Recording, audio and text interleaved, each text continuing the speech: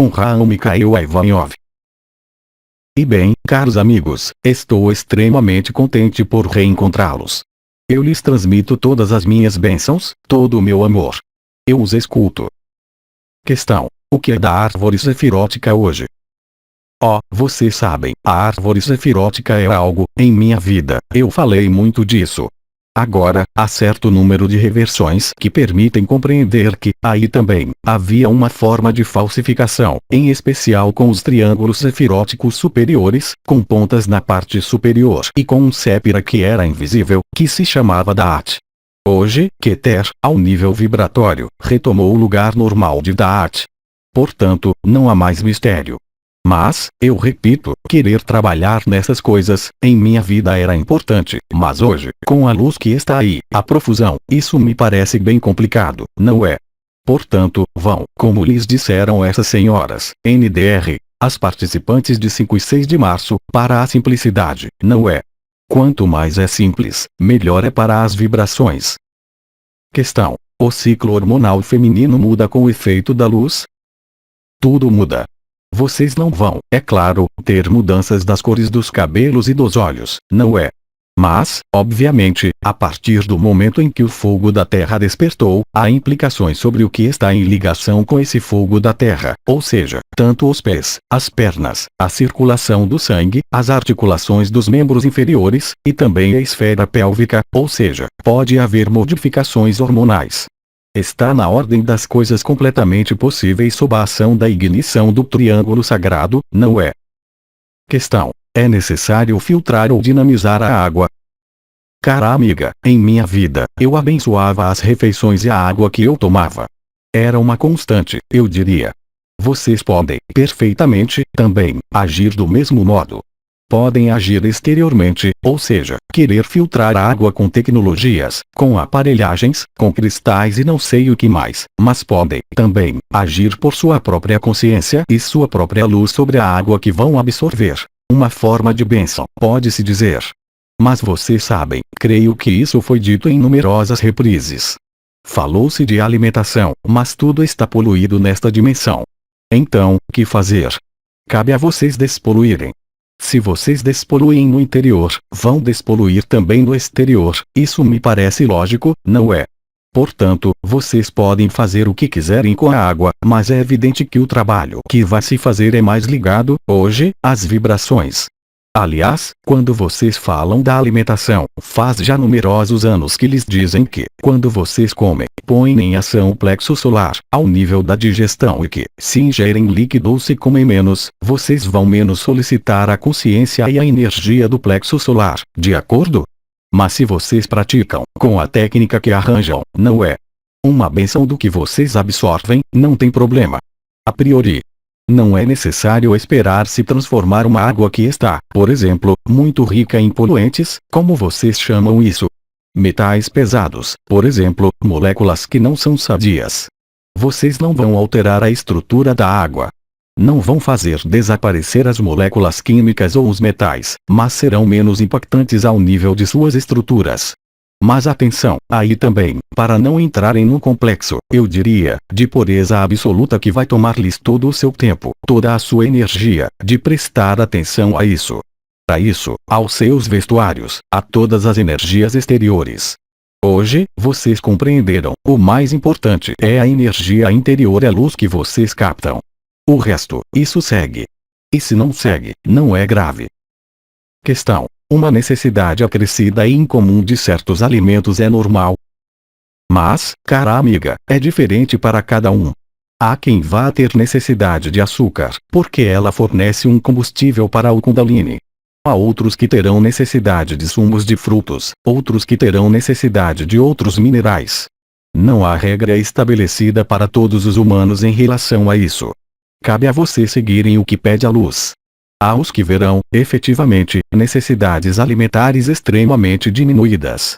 Há outros que terão necessidade de enraizar-se, portanto, de comer mais sal, açúcar, etc. Etc. Não há resposta pronta em relação a isso. Mas a partir do momento em que há algo que se manifesta a vocês, em especial nesses domínios, seja a golodice, mas vocês vão senti-la, vocês serão atraídos e aquilo vai retornar de algum modo. Mas bom, obviamente, se vocês têm vontade de comer um jarrete de porco todos os dias, coloque-se a questão mesmo assim. Questão. Durante os espaços de alinhamento, pode-se sentir a presença de seres de luz? Então, cara amiga, durante os momentos de alinhamento, e mesmo fora, há cada vez mais seres humanos que percebem a porosidade, em certa medida, dos acessos dimensionais.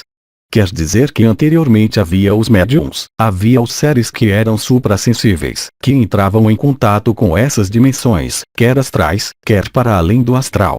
Hoje, a separação dos planos está quase apagada, quer dizer que vocês têm, todos, a possibilidade, bem real, de entrarem em contato com os planos da luz unificada. Portanto, não é uma ilusão, porque é uma percepção vibratória.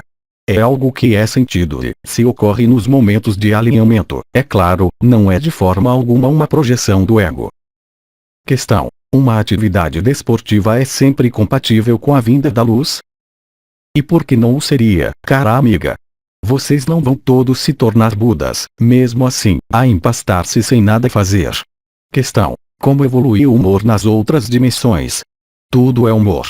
Mais do que isso, tudo é pretexto para alegria. Qualquer reencontro interdimensional é, antes de tudo, guiado pela alegria, pela expansão. O humor é a alegria e a expansão, quando não é cínico, é claro. Portanto, não há preocupação a se ter. Procuramos sempre palhaços. Questão. O que fazer frente a grandes perdas de memória e dificuldades intelectuais? Nada a fazer, tudo vai muito bem. Porque, se querem, os neurônios desaparecem, ao nível do funcionamento deles. Vocês não podem funcionar inteiramente nesse mundo e inteiramente no outro mundo, exceto para alguns seres que trabalharam longamente nisso ou que têm missão para isso. O que quer dizer que vocês se extraem desta realidade perdendo seus neurônios. É a humanidade toda que desenvolve uma demência senil. Mas tudo vai bem. Isso quer dizer que a consciência começa a passar em outras dimensões.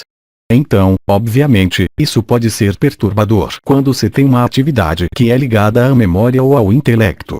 Mas, é com isso e aquilo que vocês serão cada vez mais marcados. Nada a fazer. Questão. Existe um planeta que teria 7 sóis? Então, cara amiga, não se esqueça de que a percepção tecnológica da terceira dimensão é profundamente diferente da realidade. É perfeitamente possível ter o que se poderiam chamar mundos em dimensões, e eles existem, onde há um número X de sóis. É completamente irreal. Por exemplo, Sirius tem 3 sóis. Esse sistema solar tem 2 sóis, onde um é invisível ao olho nu. E há sistemas solares, outros multiversos, que podem conter até um número de sóis, como dizer, consideravelmente mais elevado que aqui. Portanto, não é uma ilusão. Questão. Que acontecerá para os que não atingirem o silêncio mental?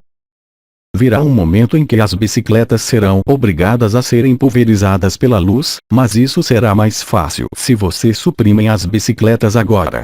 O silêncio mental virá em um momento específico em que, após o choque da humanidade, necessariamente, o mental será tão abalado nas suas convicções que, a um dado momento, ele estará numa espécie de, como dizer, sideração. Este processo do qual vocês ouviram falar, que foi anunciado, a êxtase, vocês o viverão, e quando estão em êxtase, há quem vá tentar manter uma atividade do mental.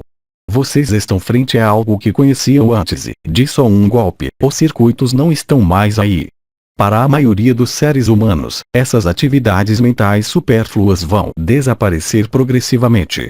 Elas desaparecem, de momento, para os seres despertos que vivem as vibrações.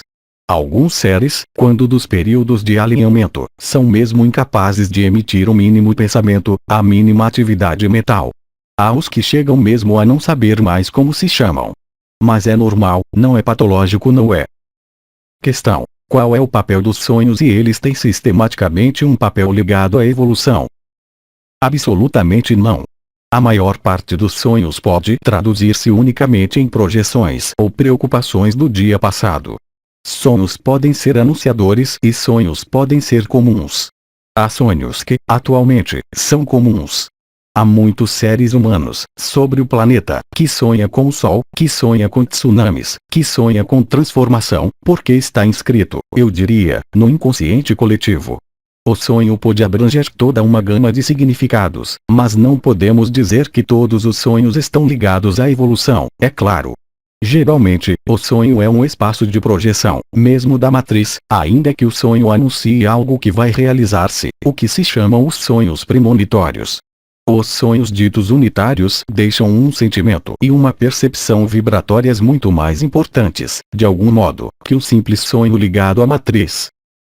Questão: é correto estar vigilante sobre a qualidade energética do meu novo lugar de vida? Cara amiga, pode ser justificado, mas o mais importante é que isso não se torne uma pequena bicicleta que gira permanentemente, não é? Se isso se torna obsessivo, certamente não é a luz que diz isso, porque o impulso da luz não é a repetição. O impulso da luz vai dar, ao nível da vida, em geral, um impulso direto, inicial, que é aceito como tal. Mas não se torna obsessivo, não é? Senão, quer dizer que é a personalidade que se apreende disso. Há, por exemplo, seres que sabem que vão mudar de região. Eles não se colocam questões, isso não retorna como uma ladainha. É algo que vai instaurar-se muito facilmente. A partir do momento em que é complicado, difícil, aquilo toma a cabeça, naquele momento, é talvez um impulso inicial, mas do qual se apreendeu, em certa medida, a personalidade. É o meio mais seguro para saber se aquilo vem da luz ou não. Mas, eu repito, e como foi dito, a luz é muito simples. O impulso da luz, o impulso da alma, o impulso do espírito, é algo que, ainda que não seja claro, é algo que vai ser, mesmo assim, claro ao nível da indução, não é? E vai realizar-se fácil e simplesmente. Sempre. A luz é simples. Se sua vida for guiada, inteiramente, pela luz, vai desbastar ao redor de vocês e isso vai fazer com que as coisas se tornem cada vez mais simples. Portanto, se há um lugar que se torna uma obsessão, é que talvez a personalidade dele apreendeu-se. Porque é dito frequentemente que, quando vocês entregam algo nas mãos da luz, eu disse em minha vida, vocês emitem um desejo, um pensamento e após vocês o esquecem. Aquilo vai realizar-se. É necessário prestar atenção com os pensamentos iterativos, não é? Porque se você diz, por exemplo, procuro um lugar vibratoriamente sadio, isso quer dizer que você subentende que há lugares que são vibratoriamente não sadios. E, por conseguinte, dualidade e perda de unidade.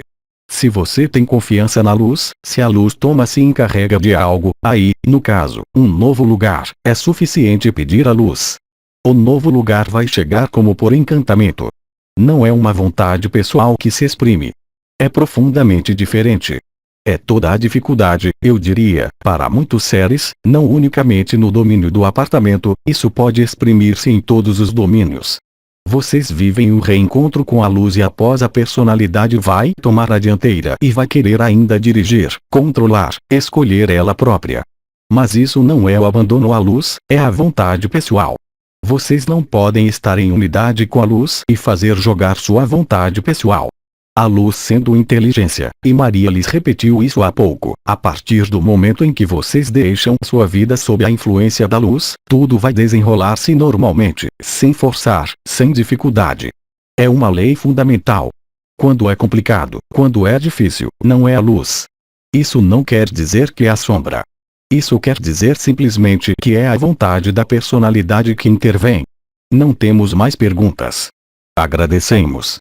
Eu lhes digo até muito em breve e todo o meu amor os acompanhe. Até muito em breve. Aos 3 dimensões, 6 de março de 2011. Tradução para o português, Célia G. Mensagem atemporal.